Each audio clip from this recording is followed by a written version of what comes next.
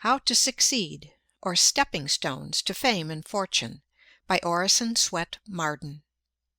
Chapter 5. What Shall I Do? No man ever made an ill figure who understood his own talents, nor a good one who mistook them.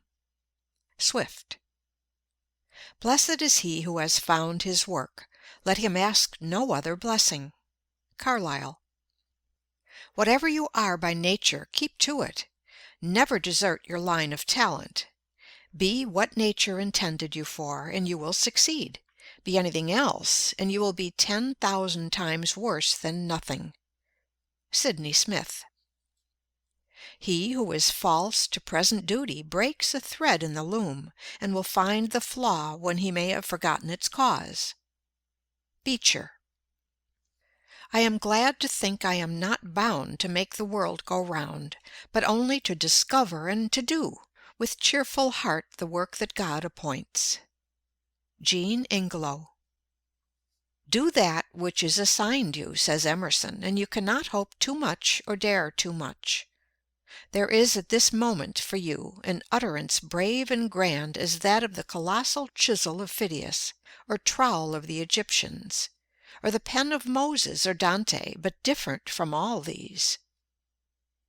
I felt that I was in the world to do something, and thought I must, said Whittier, thus giving the secret of his great power. It is the man who must enter law, literature, medicine, the ministry, or any other of the overstocked professions, who will succeed. His certain call, that is, his love for it, and his fidelity to it, are the imperious factors of his career. If a man enters a profession simply because his grandfather made a great name in it, or his mother wants him to, with no love or adaptability for it, it were far better for him to be a day laborer. In the humbler work, his intelligence may make him a leader. In the other career he might do as much harm as a boulder rolled from its place upon a railroad track, a menace to the next express. Lowell said, "It is the vain endeavor to make ourselves what we are not that has strewn history with so many broken purposes and lives left in the rough." The age has no aversion to preaching as such, said Phillips Brooks. It may not listen to your preaching. But though it may not listen to your preaching, it will wear your boots, or buy your flour, or see stars through your telescope. It has a use for every person, and it is his business to find out what that use is. The following advertisement appeared several times in a paper without bringing a letter. Wanted. Situation by a practical printer, who is competent to take charge of any department in a printing and publishing house. Would accept a professorship in any of the academies. Has no objection to teach ornamental painting and penmanship, geometry, trigonometry, and many other sciences. Has had some experience as a lay preacher. Would have no objection to form a small class of young ladies and gentlemen to instruct them in the higher branches. To a dentist or chiropodist he would be invaluable, or he would cheerfully accept a position as bass or tenor singer in a choir. At length there appeared this addition to the notice. P.S. Will accept an offer to saw and split wood at less than the usual rates. This secured a situation at once, and the advertisement was seen no more. Don't wait for a higher position or a larger salary. Enlarge the position you already occupy. Put originality of method into it. Fill it as it never was filled before. Be more prompt, more energetic, more thorough, more polite than your predecessor or fellow workman. Study your business, devise new modes of operation, be able to give your employer points. The art lies not in giving satisfaction merely, not in simply filling your place, but in doing better than was expected, in surprising your employer, and the reward will be a better place and a larger salary. He that hath a trade, says Franklin, hath an estate, and he that hath a calling hath a place of profit and honor. A plowman on his legs is higher than a gentleman on his knees. Follow your bent. You cannot long fight successfully against your aspirations. Parents, friends, or misfortune may stifle and suppress the longings of the heart, by compelling you to perform unwelcome tasks. But, like a volcano, the inner fire will burst the crusts which confine it and pour forth its pent-up genius and eloquence in song, in art, or in some favorite industry. Beware of a talent which you cannot hope to practice in perfection.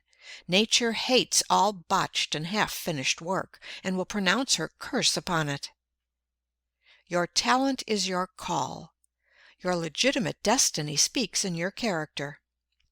If you have found your place, your occupation has the consent of every faculty of your being. If possible, choose that occupation which focuses the largest amount of your experience and tastes. You will then not only have a congenial vocation, but will utilize largely your skill and business knowledge, which is your true capital. There is no doubt that every person has a special adaptation for his own peculiar part in life. A very few, the geniuses we call them, have this marked in an unusual degree and very early in life. A man's business does more to make him than anything else. It hardens his muscles, strengthens his body, quickens his blood, sharpens his mind, corrects his judgment, wakes up his inventive genius, puts his wits to work, starts him on the race of life, arouses his ambition, makes him feel that he is a man and must fill a man's shoes, do a man's work, bear a man's part in life, and show himself a man in that part. No man feels himself a man who is not doing a man's business. A man without employment is not a man. He does not prove by his works that he is a man. 150 pounds of bone and muscle do not make a man. A good cranium full of brains is not a man. The bone and muscle and brain must know how to do a man's work, think a man's thoughts, mark out a man's path, and bear a man's weight of character and duty before they constitute a man. Whatever you do in life, be greater than your calling. Most people look upon an occupation or calling as a mere expedient for earning a living. What a mean, narrow view to take of what was intended for the great school of life, the great man developer, the character builder, that which should broaden, deepen, heighten, and round out into symmetry, harmony, and beauty, all the God-given faculties within us. How we shrink from the task and evade the lessons which were intended for the unfolding of life's great possibilities into usefulness and power, as the sun unfolds into beauty and fragrance the petals of the flower. Girls, you cheapen yourselves by lack of purpose in life, says Rena L. Miner. You show commendable zeal in pursuing your studies. Your alertness in comprehending and ability in surmounting difficult problems have become proverbial.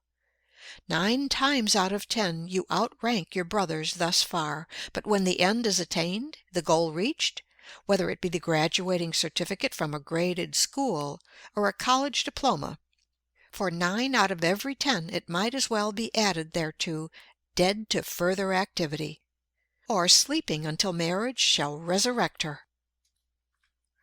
Crocheting, placking, dressing, visiting, music, and flirtations make up the sum total for the expense and labor expended for your existence. If forced to earn your support, you are content to stand behind a counter, or teach school term after term in the same grade, while the young men who graduated with you walk up the grades, as up a ladder, to professorship and good salary, from which they swing off into law, physics, or perhaps the legislative firmament, leaving difficulties and obstacles like nebula in their wake. You girls, satisfied with mediocrity, have an eye mainly for the main chance, marriage. If you marry wealthy, which is marrying well according to the modern popular idea, you dress more elegantly, cultivate more fashionable society, leave your thinking for your husband and your minister to do for you, and become in the economy of life but a sentient non-entity. If you are true to the grand passion and accept with it poverty, you bake, brew, scrub, Spank the children and talk with your neighbor over the back fence for recreation, spending the years literally like the horse in a treadmill, all for the lack of a purpose.